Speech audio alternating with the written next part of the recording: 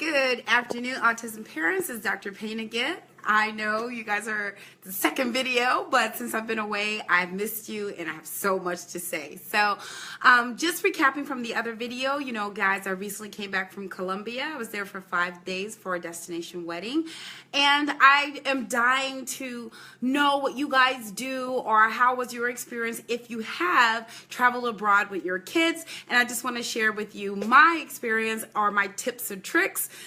It sounds, when someone says tips and tricks, you think they have the answer. And I don't have the answer. This is technically a discussion. So I want us to share. So anyone planning to go out of town or, you know, to go abroad and are you hesitant or you're just fearful, let's talk about it and be prepared. And maybe for some of us who have considered it but just haven't done it yet, to maybe, you know, say, why not, right? So getting ready to get the boys to Colombia. I mean, all of my children are pretty young. My oldest is 11 and a half, and then I have an 8-year-old and a 5-year-old. And my oldest and the youngest are both have autism, both are nonverbal. They are, I mean, full all hands on deck. Just like any children, you really got to be there. But what I noticed, what I like, is that my husband and I, when we went to D.C. Last year, this time around May, we learned not to bring carry-ons.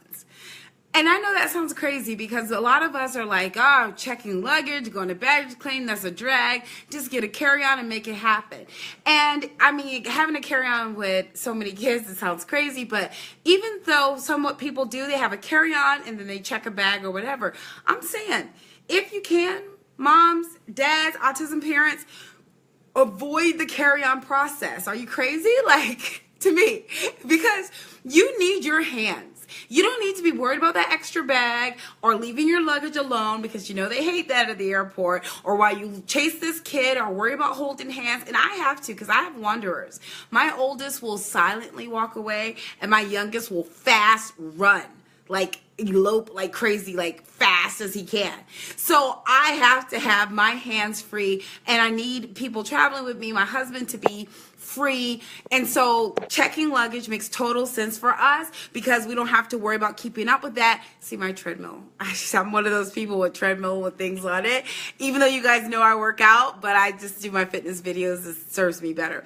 But I'm one of those people. I need to have my hands free in order to keep up with my kids. So I would suggest to you to seriously consider checking your luggage. And that way, that's one less thing that you're going to be stressed out about, because it's easy to get stressed out. You're grabbing luggage and you have a kid and you have a bag over your shoulder, like weighing a ton because you have way too much stuff in it. And it's easy to let that nerve get pinched and aggravated. So avoid that. Avoid that struggle. You're going to go to baggage claim, and in a way, to me, that's not so bad because you can have that little cart where you can get your bag, you hold a hand, and you go right out to curbside service. So that's one of my first tips. Also, arriving at the airport. You guys, if you're in a city that lets Uber or Lyft go to the airport, then it's a great idea to use them, not have to worry about parking, that sort of thing, drop off, that sort of thing, or bother with friends and family. That's a great way to go. But I'm a weirdo, so I like to drive, and so I do park. Now, I do park and pay more money than what I would before I had children, and I'm not taking a shuttle or anything because I need that one less thing. And to me, that extra, for us in South Florida, is an $8 a day difference in parking close to the airport versus one of the faraway lots. It was worth it to me. I paid that extra $40 for that 4 or 5 days I was gone because I need that less hassle. I need to be able to drop the car and walk into the airport without worrying about, you know, catching a bus and things like that. That was worth it for me. But if it's not in your budget to do so, then consider using one of those delivery service or having a friend drop you off. Just have one less thing to worry about. And I know we always say, I don't want to bother anybody. Get used to bothering people. Or I shouldn't say that because I don't want you to bother anybody, but you have people help you when it's time to get help. Stop saying, I don't need them, I'm not going to bother them. You're just making yourself miserable. We have little children with special needs. We're going to need people, okay? So get over that. get someone to drop you off if you're not going to use one of those services, or actually park close to the airport. That saves you a lot of time. It saves little mini arguments that, when I travel with my husband, is like we can get along just fine at home, but traveling with a spouse and when you're frustrated, any little thing, someone says something the wrong way, and then everybody's mad for the rest of the day. So to avoid those little mini rifts and also keep up with your children, consider lessening things that will be stressful. Now, by the time you make it to check-in and through security, I always let TSA know. And you guys, they were great in Miami. They were great in Colombia. And my Spanish is horrible, but I said autism. He can't be alone, like going through the metal detector. And right away, I had these TSA agents ready to help. Wow. Right? And kudos to TSA. They were ready to help me. They walked my son through. They didn't make him take off, like, of course, they had to take off their jackets, but not their belts and things like that. They were very understanding.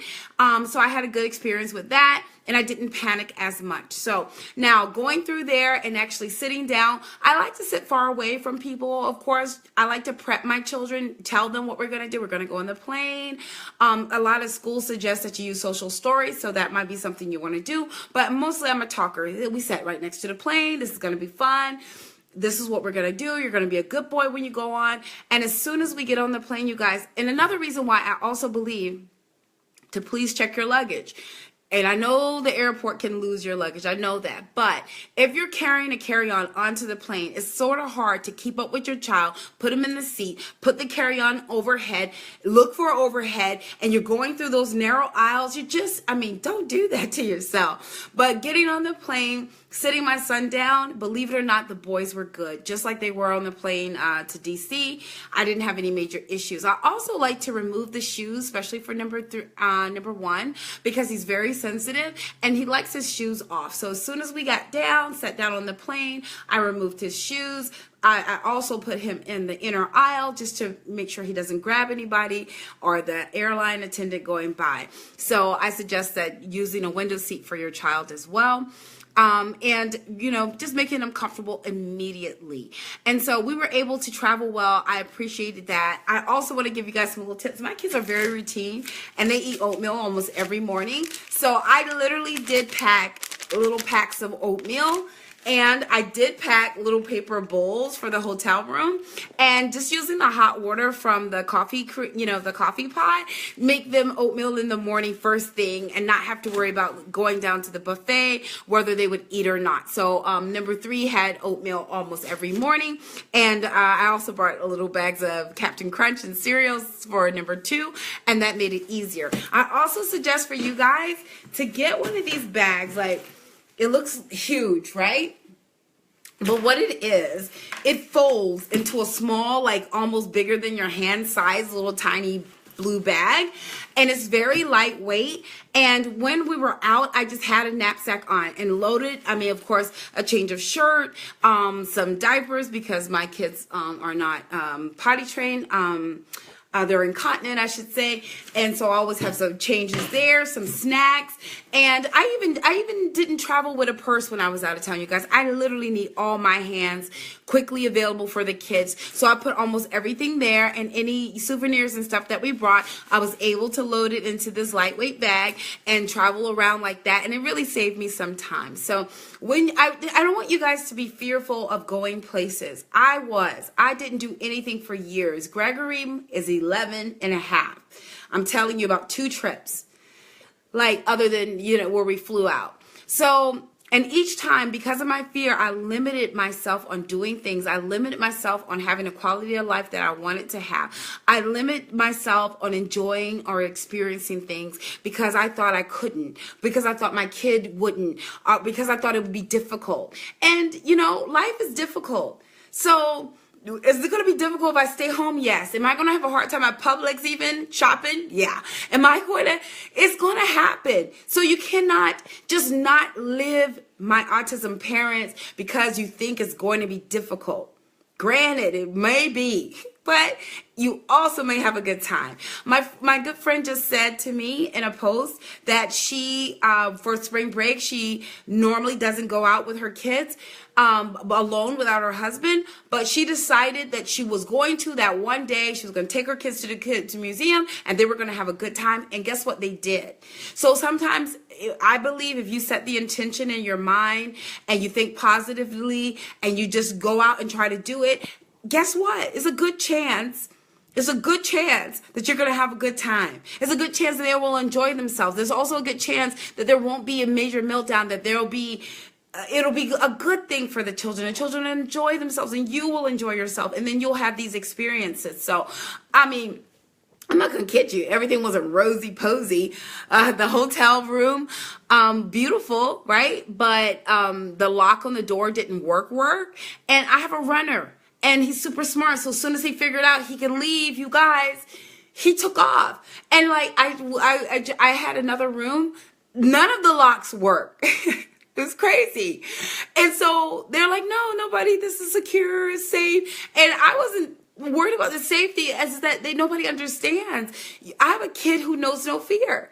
Like literally, you guys, my husband was at the pool area, and it overlooked like a little cliff almost, right? Beautiful. My youngest decided to jump off the ledge. Luckily into some flowers, but who knows? So that happened, yeah. So not to kid you that things didn't happen, but we did have a good time, no major injuries, and overall it was a great experience. So if you're thinking about traveling internationally, or if you have traveled, you have any tips for the autism parent, please post below. Let us know what you think we could do in order to enjoy ourselves and our children to enjoy themselves. We always say it's April, autism awareness. Be aware of autism. Autism children needs. You guys be aware that we are going to live a life, and it's not going to be the saddest life that we can possibly imagine because our children have autism. We have to just say we're going to make it the best possible life ever. And that's what we're going to do. So if you got any advice on how we can make it the best possible life ever, let us know. And thank you guys for watching again, and I hope you have a good evening.